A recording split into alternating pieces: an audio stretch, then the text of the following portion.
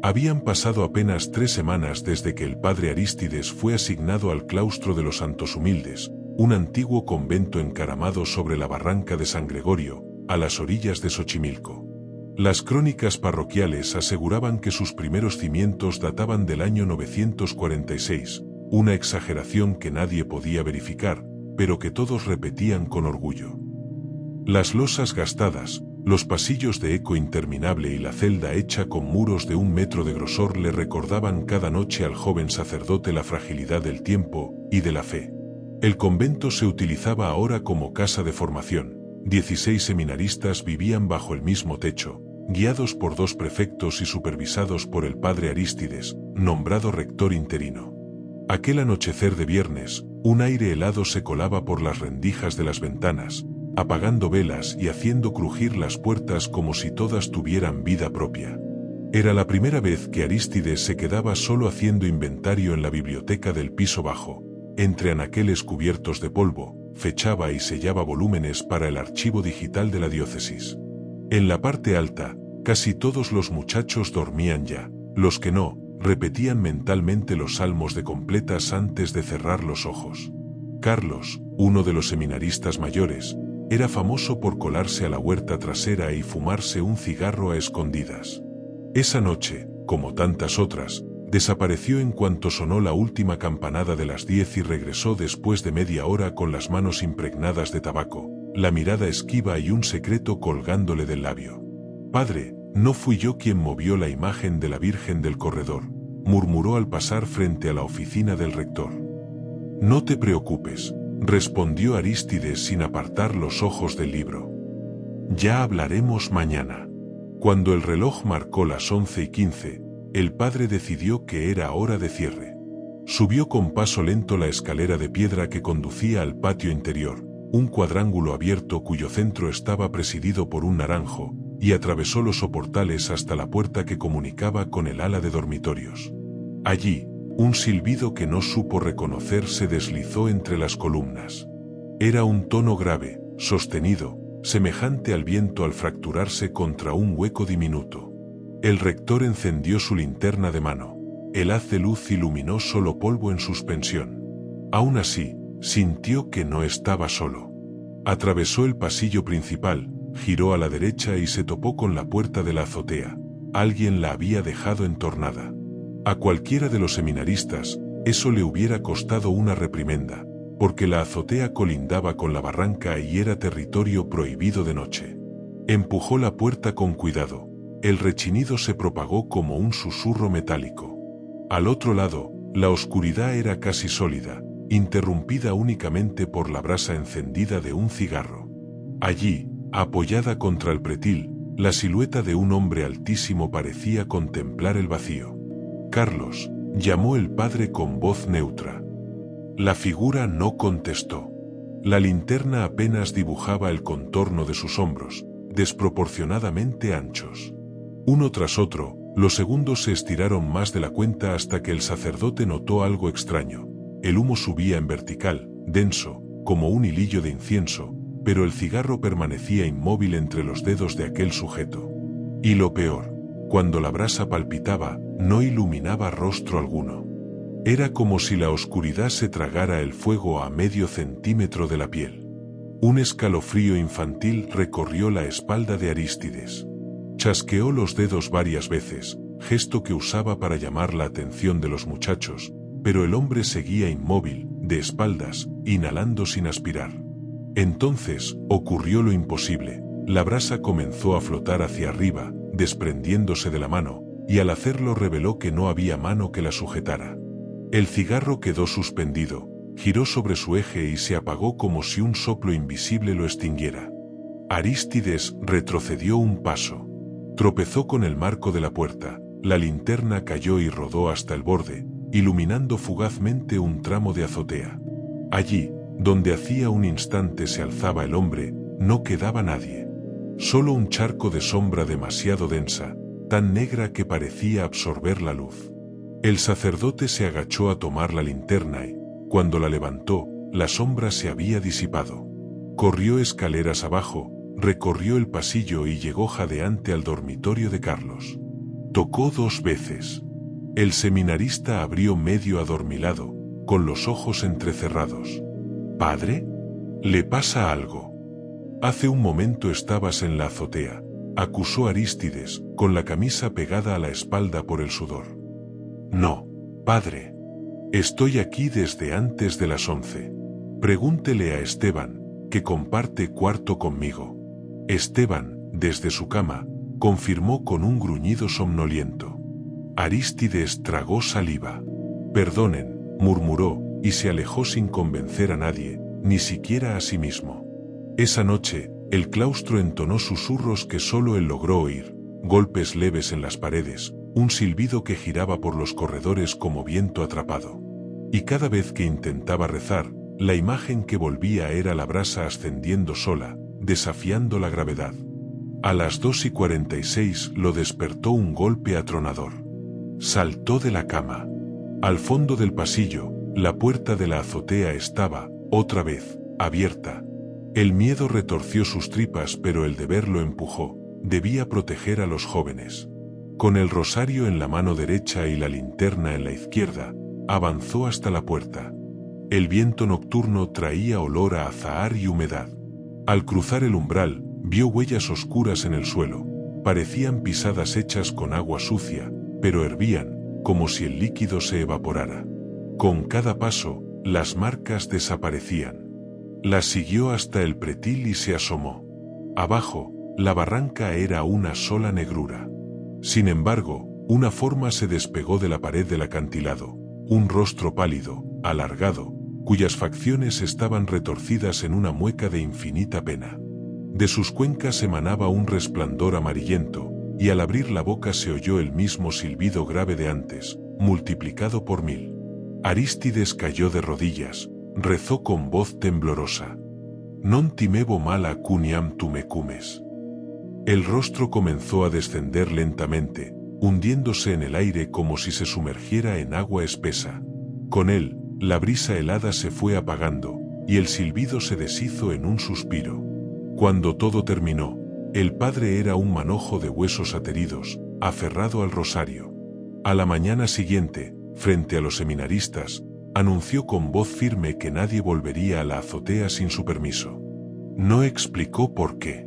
Solo Carlos, al final de la misa, se atrevió a murmurarle: «Padre, anoche alguien prendió mi cajetilla y la dejó vacía. Todita.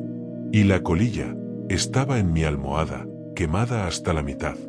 Arístides no supo qué responder. Sabía que aquel no era un simple fantasma. Había tomado la forma de un muchacho para acercarse. El cigarro era la trampa, el señuelo para romper la paz. Y él, rector novato, se encontraba en medio de una guerra silenciosa que ni los muros centenarios podían contener. «¿Cuánto tardará en volver?», se preguntó, mirando el cielo gris sobre los naranjos. Y sobre todo, ¿qué vendrá a buscar la próxima vez? Después de la aparición, los días en el claustro siguieron como si nada hubiera pasado. Las oraciones, las misas, las tareas asignadas a cada seminarista. Todo parecía normal, excepto para el padre Arístides, que ahora no podía evitar observar con atención cada rincón del lugar, esperando, o temiendo, que algo más se manifestara. El ambiente se había vuelto denso. Los pasillos que antes parecían silenciosos ahora parecían demasiado silenciosos. El eco de los pasos se prolongaba más de lo normal, y a veces se escuchaba uno más, desacompasado, como si alguien caminara justo detrás. Nadie lo decía en voz alta, pero todos lo sentían. Los jóvenes se iban a dormir más temprano, hablaban en voz baja, evitaban los pasillos laterales al anochecer. Hasta el padre Mateo, uno de los prefectos, empezó a dejar encendida una pequeña lámpara en su cuarto. «Para leer», decía. Pero Arístides sabía que no era para eso. Una noche, mientras se preparaba para dormir, escuchó un suave toque en la puerta de su celda. Al abrir, encontró a Gabriel, uno de los seminaristas más jóvenes. Tenía el rostro pálido y los ojos bien abiertos, como si hubiera visto algo. «¿Puedo hablar con usted, padre?». Arístides lo hizo pasar. Gabriel se sentó con las manos entrelazadas, sudando frío. No quiero parecer loco, pero algo me está despertando todas las noches. A la misma hora. ¿A qué hora? A las 3:17. Siempre exacto. Escucho que alguien me llama por mi nombre. Al principio pensé que soñaba, pero luego comencé a dejar mi Biblia bajo la almohada, y a veces, cuando despierto, está abierta, en otra página. El padre se quedó en silencio. Recordó su encuentro con la figura del cigarro. También se despertaba a esa hora, sin razón aparente, con una inquietud dolorosa en el pecho. ¿Has visto a alguien? Sí, una vez. Vi una silueta junto a la puerta de mi cuarto. Alta, demasiado alta. Estaba completamente quieta, pero lo más raro era que no tenía sombra. Era como si no estuviera hecha de lo mismo que nosotros. Solo estaba ahí. Gabriel temblaba. El padre lo bendijo, le pidió que rezara con él, y lo envió de vuelta a su cuarto. Esa noche, Arístides no logró conciliar el sueño. Tomó su breviario y comenzó a rezar a solas. Cuando el reloj marcó las 3:17, se le cayó el libro al suelo. Una corriente helada cruzó el cuarto. La lámpara de aceite titiló con fuerza, y entonces, en la pared frente a él, vio una sombra que no era suya. Tenía la forma de un cuerpo, pero sin contornos definidos, y se movía como si flotara, lenta, ondulante. Se levantó y se dirigió al oratorio privado del convento. Ahí, frente al Cristo crucificado, encendió una vela y comenzó a orar. Al abrir el misal, encontró una hoja doblada entre las páginas. Era una carta, escrita con letra antigua. No están solos. Él ha despertado. Se alimenta de los rostros que lo miran. No respondan cuando los llame por su nombre. No tenía firma. Solo una fecha, 18 de agosto de 1863. Una nota tan vieja como el claustro. ¿Quién la había dejado ahí? ¿Y cómo llegó exactamente a su misal? El día siguiente, el padre Mateo fue quien se acercó a Arístides. Le confesó que también había empezado a escuchar pasos en la biblioteca, incluso cuando estaba vacía. A veces encontraba libros abiertos en latín arcaico que ninguno de los seminaristas sabía leer. Una vez, encontró un crucifijo en el suelo, partido en dos. Esto va más allá de lo natural, Arístides, dijo el prefecto con voz baja. Hay algo que nos observa. Y no sé si es solo una presencia, o muchas. Esa tarde, el padre decidió recorrer el claustro completo. Empezó por los antiguos túneles de servicio bajo la cocina, ahora clausurados. Mientras descendía con una linterna, vio que la humedad cubría las paredes como una piel, y el aire olía a incienso y tierra mojada. En el fondo del pasadizo, encontró una puerta de madera carcomida. Al abrirla, descubrió una pequeña capilla subterránea, oculta a todos. Al centro, un altar antiguo cubierto de cera seca y símbolos extraños tallados en piedra. En el aire, aún flotaba el olor a quemado, como si alguien hubiera estado ahí recientemente. Sobre el altar había una imagen que nunca había visto antes. No era un santo ni una virgen. Era una figura de rostro cubierto, sin ojos, con una corona invertida. Y debajo de la figura, una inscripción. Noli vocare. Noli responderé. No llames. No respondas. El corazón de Arístides comenzó a latir con fuerza. Sintió que algo lo miraba desde las sombras de la capilla. Dio un paso atrás, y entonces la vela se apagó sola. El pasadizo quedó en oscuridad completa. La linterna parpadeó, y durante un instante, en la pared, vio una figura enorme, negra, sin rostro, con las manos extendidas. Parecía avanzar hacia él. Corrió, tropezando con las piedras del suelo, subió los escalones como pudo, y al cerrar la puerta, juraría haber escuchado un susurro, grave, gutural, justo detrás de su oído. Arístides. Salió de los túneles jadeando. En su celda, tembloroso, escribió todo en su diario. Y al cerrar la libreta, se prometió a sí mismo una cosa: nadie bajaría otra vez a ese lugar. Nunca más. Desde que descubrió la capilla oculta bajo el claustro, el padre Arístides no volvió a dormir tranquilo. Cada noche, el susurro se repetía. Siempre el mismo tono, siempre la misma palabra. Arístides. Una voz rasposa, como si la tierra misma hablara. Él sabía que responder sería un error, pero la tentación se hacía más fuerte con cada madrugada. Se levantaba sudando, con el cuerpo rígido y la mente invadida por imágenes que no le pertenecían. Túneles sin fin, ojos vacíos en la penumbra y un altar envuelto en sangre seca. Para evitarlo, comenzó a dormir con música sacra y salmos encendidos en una radio antigua, pero ni así conseguía descanso. Lo más extraño era que, al amanecer, siempre encontraba algo distinto en su celda: una pluma negra sobre su almohada, una hoja del breviario arrancada, o en una ocasión, una palabra escrita con ceniza en la pared: responde. Durante el día, el padre intentaba actuar con normalidad. Supervisaba a los seminaristas, dirigía las oraciones y daba clases. Pero algo había cambiado en el ambiente. Algunos jóvenes empezaban a tener pesadillas recurrentes. Uno de ellos, David, gritó en plena noche: «No quiero ir contigo. No eres él». Cuando lo calmaron, entre lágrimas, explicó que había visto a su madre, de pie junto a su cama. Pero no era su madre. Tenía los mismos ojos, la misma voz, hasta que sonrió. Dijo que su sonrisa iba demasiado lejos, como si su rostro se rompiera al hacerlo. «Me pidió que la siguiera», dijo David. Pero sabía que si lo hacía, no iba a volver. El caso se repitió con otros seminaristas. Todos veían a alguien cercano, todos eran invitados a seguirlo, y todos, por suerte, se resistieron. El padre Mateo, por su parte, comenzó a obsesionarse con los textos antiguos de la biblioteca del claustro. Encontró un documento de 1880, escrito por un sacerdote llamado Tomás Echeverría, que hablaba de una entidad que se manifestaba en los pasillos del convento bajo diferentes formas.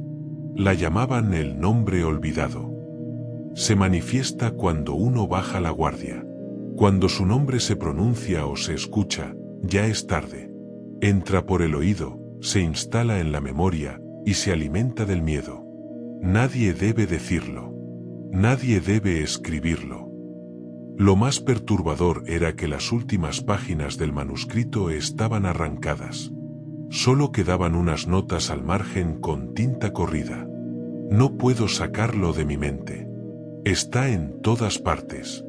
Me habla con mi propia voz. Esta noche lo veré otra vez. Pero esta vez, no correré. En una junta discreta, Arístides y Mateo compartieron sus hallazgos. Estaban convencidos de que esa entidad seguía activa, y ahora se alimentaba de los seminaristas. Decidieron sellar la entrada a la capilla subterránea y vigilar a los jóvenes con más intensidad. Lo que no sabían era que ya era tarde. Esa misma noche, uno de los seminaristas mayores, Luis, no apareció para la oración nocturna. Buscaron por todo el edificio, pero no lo encontraron en su habitación, ni en los jardines, ni en el templo. Arístides bajó de nuevo al pasillo que conectaba con el atrio interior. Llevaba una linterna y un rosario. A medida que se adentraba en la zona oscura, notó que el aire se volvía más pesado. De pronto, el olor a cera derretida llenó sus fosas nasales. Y entonces lo vio, Luis, de pie, frente a la antigua puerta que daba a la capilla. Tenía los ojos cerrados y murmuraba algo en voz baja. Las palabras eran confusas, como un idioma antiguo. Cuando Arístides lo llamó, Luis giró lentamente la cabeza y sonrió. Pero no era su sonrisa habitual. Era amplia, tensa, antinatural. «¿Padre?», dijo con voz doble. «Él ya me enseñó su nombre. ¿Quiere que se lo diga?». Arístides dio un paso atrás. Rezó en silencio y le gritó: «No lo digas. Vuelve en ti, hijo». Luis dio un paso al frente, con los brazos abiertos, y comenzó a reír. Pero no era su risa. Sonaba profunda, como si saliera desde un pozo. Fue entonces cuando el padre Mateo llegó con los demás seminaristas. Luis se desmayó al instante. Cayó como un muñeco de trapo. Cuando lo revisaron, no recordaba nada. Solo repetía: vi sus ojos. Tiene muchos. Y ninguno parpadea. Lo que pasó esa noche fue reportado al obispado, pero la respuesta fue tajante: silencio. No debían hacer público lo ocurrido, ni hablar de entidades. Pueden ser visiones colectivas producto del aislamiento, dijeron. Arístides sabía que no era eso. El mal seguía ahí. Y lo más peligroso es que ahora sabía sus nombres. Después de lo ocurrido con Luis, el ambiente en el claustro se volvió denso, irrespirable. No era solo el miedo, era algo más profundo, como si el lugar ya no perteneciera al mundo real. Las oraciones parecían no tener fuerza, y el silencio de los pasillos ya no era paz, era espera. El padre Arístides reforzó la vigilancia durante las noches. Se turnaban entre prefectos y seminaristas mayores para recorrer el claustro con lámparas y rezos en voz alta. Pero aunque lo intentaban todo, los susurros persistían. A veces desde dentro de los muros, a veces detrás de las puertas cerradas. Una madrugada, uno de los jóvenes más reservados, Joaquín, tocó a la puerta de la habitación del padre Mateo. Tenía la cara pálida, las manos temblorosas. No puedo dormir. Hay alguien debajo de mi cama. Mateo lo acompañó a su cuarto.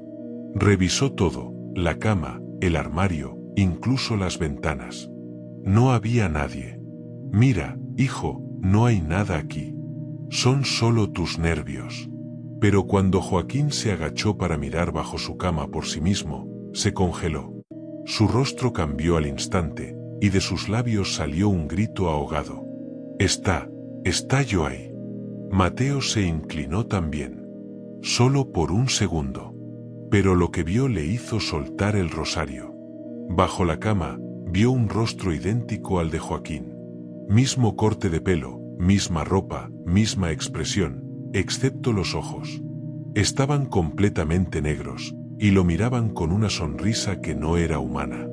Esa noche, Mateo no dijo una palabra.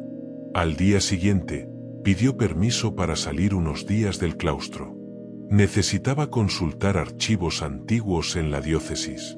Pero la verdad era que necesitaba tiempo, para no enloquecer. Mientras tanto, Arístides continuaba con los rezos y las tareas diarias. Cada vez más jóvenes se acercaban a él con historias similares, voces que los llamaban por su nombre en la noche, sombras que imitaban sus movimientos, espejos empañados con mensajes escritos desde dentro. Uno de los casos más extraños fue el de Isabel, una joven que trabajaba en la cocina del claustro. Una mañana, encontró sobre la mesa de madera una figura hecha con pan, una figura humana, sin rostro. Pensó que algún estudiante jugaba a una broma. Pero al día siguiente, apareció otra. Luego otra. Cada figura era más detallada, hasta que una tenía grabado su propio nombre en el pecho. Una noche, al ir a recoger los manteles olvidados en el refectorio, Isabel escuchó una voz femenina tarareando una canción de cuna. Pensó que alguna hermana se había quedado encerrada. Caminó lentamente hacia la cocina, pero la melodía venía del interior del horno, que estaba apagado y frío. Al abrirlo, no había nada. Solo ceniza.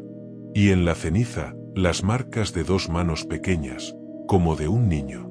Mateo, en su viaje, encontró lo que buscaba en un archivo olvidado del siglo XIX, informes de un exorcismo realizado en el mismo claustro. Según el documento, se había encontrado una entidad que imitaba voces humanas, especialmente las de personas amadas, para atraer a sus víctimas. A veces aparecía como madre, como amigo, como uno mismo. Lo más aterrador era la advertencia final. Cuando esa voz te llama por tu nombre, nunca debes responder. Porque al hacerlo, le das permiso. Y ya no es solo una sombra, es parte de ti. Mateo volvió inmediatamente al convento. No quiso entrar por la puerta principal. Rodeó el jardín y se adentró por la vieja sacristía. Al pasar por uno de los pasillos, se detuvo. Desde la oscuridad, escuchó claramente.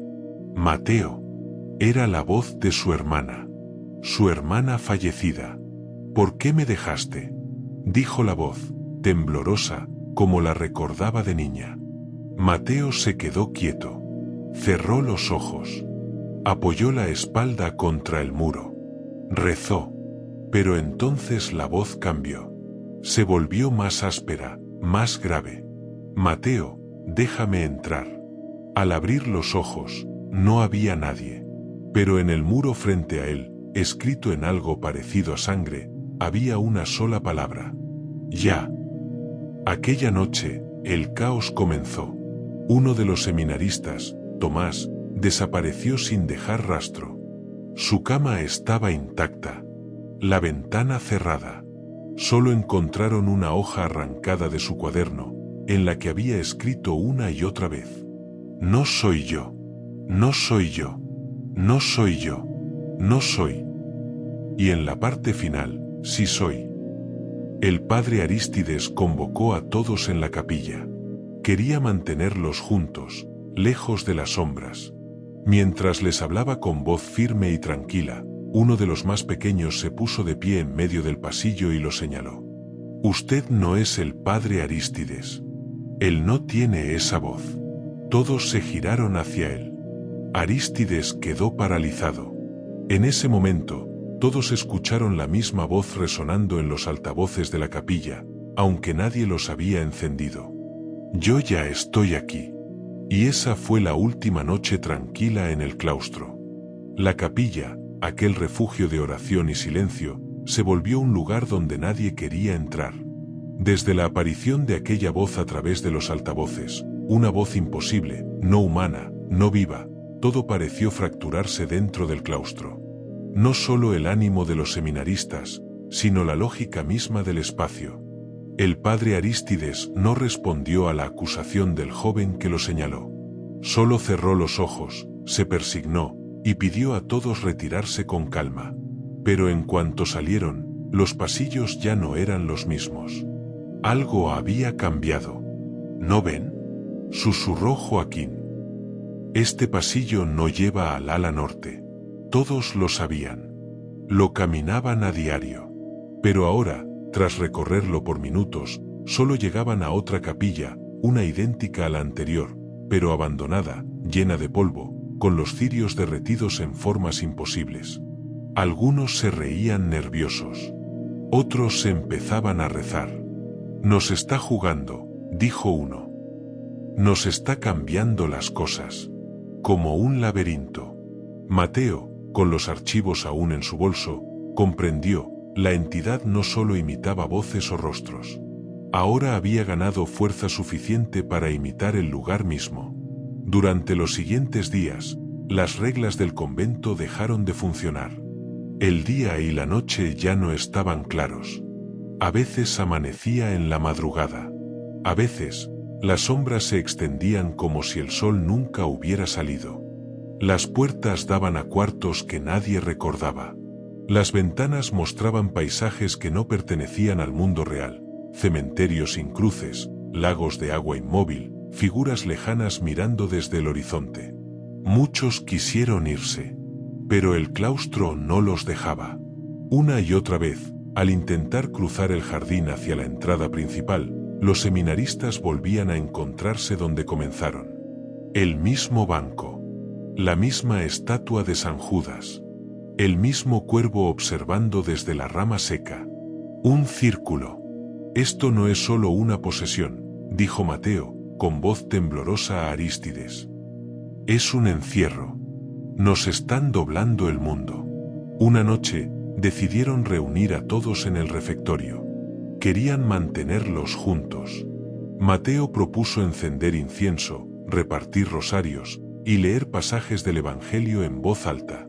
La idea era mantener a raya cualquier manifestación, si es que eso funcionaba. Pero en medio de la lectura, Joaquín se puso de pie.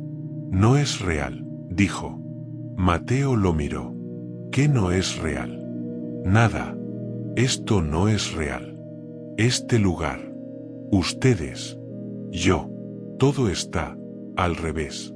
Nadie alcanzó a reaccionar. Joaquín tomó un cuchillo del comedor y lo dirigió a su propio pecho. Pero el padre Arístides lo detuvo en el último segundo, empujándolo al suelo. Joaquín empezó a llorar. No me reconozco en el espejo, decía. Hay algo más allí. Me habla con mi voz. Me dice que ya no necesito este cuerpo. Aquella frase retumbó en todos. A la mañana siguiente, Joaquín desapareció. Solo dejaron su ropa, doblada con precisión sobre su cama, y una nota escrita con su letra, pero con una firma distinta. Gracias por prestarme tu lugar. Esa misma noche, comenzaron las apariciones dentro de los espejos. Isabel fue la primera en notarlo. Al entrar al baño del ala oeste, vio su reflejo mirándola con una sonrisa torcida.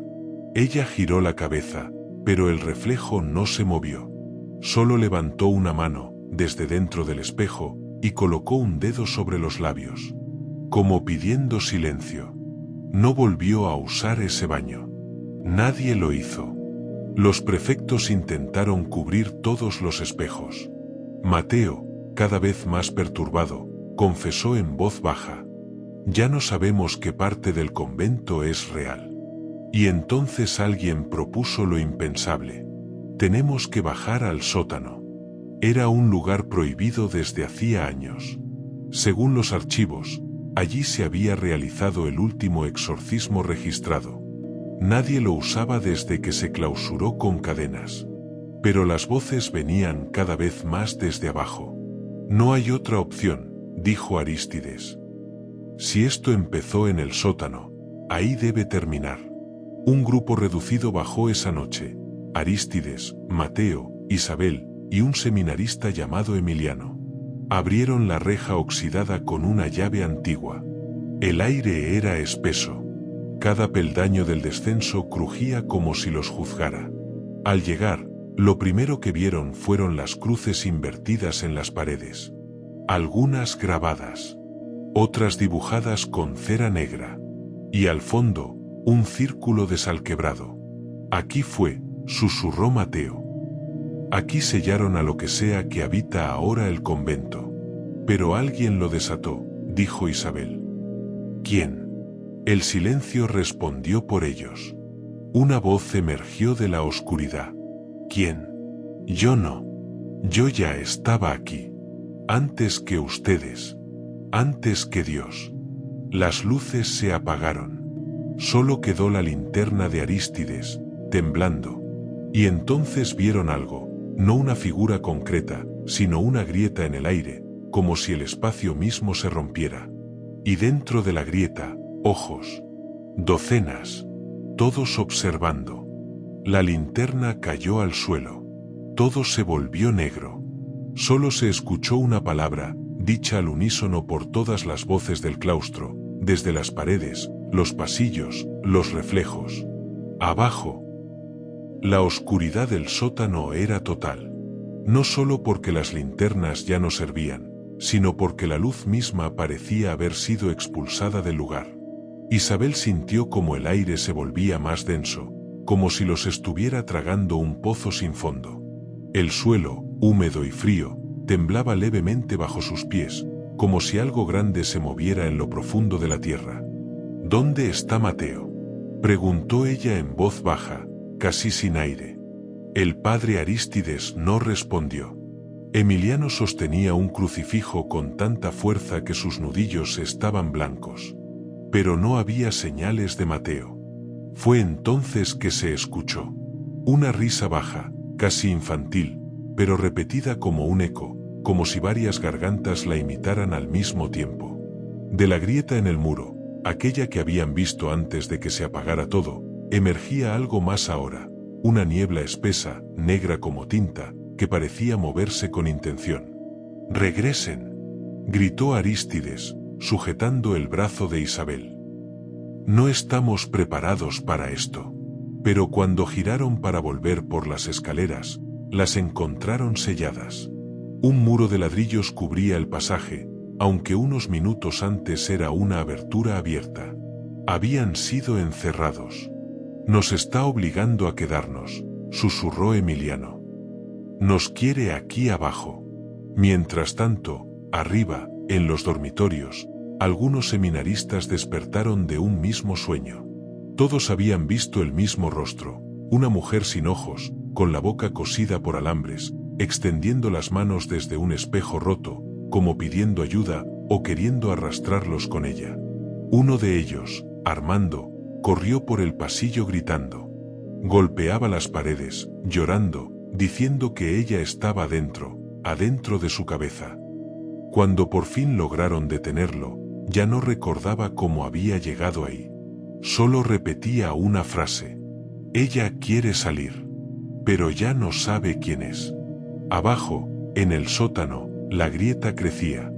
Isabel la veía con terror puro. Dentro de ella, los ojos no parpadeaban, solo miraban. Y luego, una voz familiar se escuchó. Isabel. Era Mateo. ¿Dónde estás?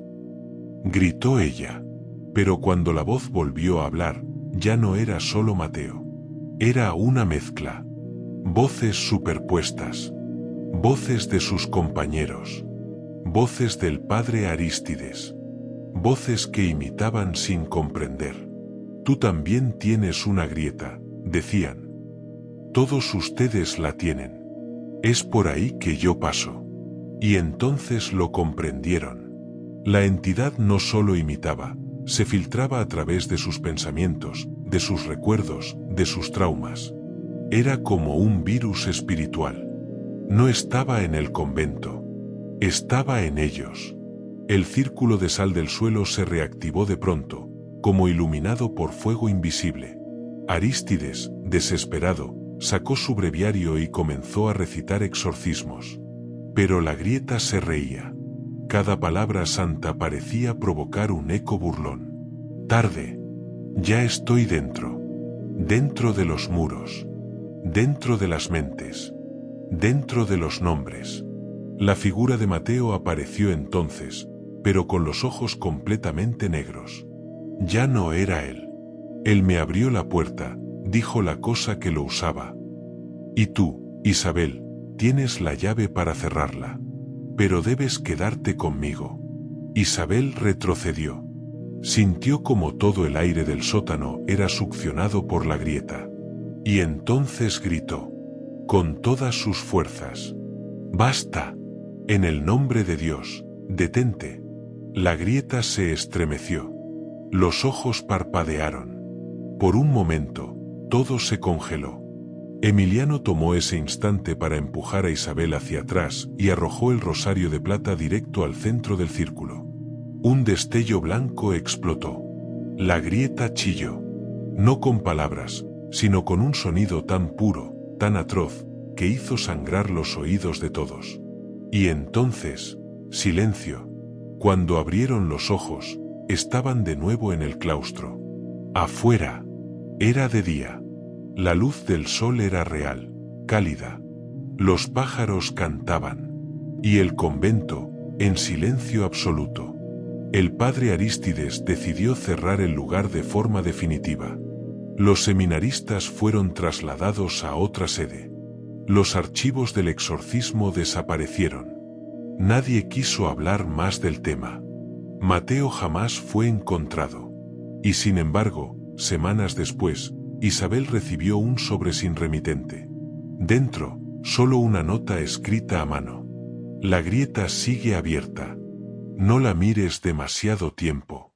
O empezará a mirarte a ti. Isabel quemó la nota. Pero cada noche, cuando se mira en el espejo, no puede evitar notar algo, una sombra, justo detrás de ella. Esperando.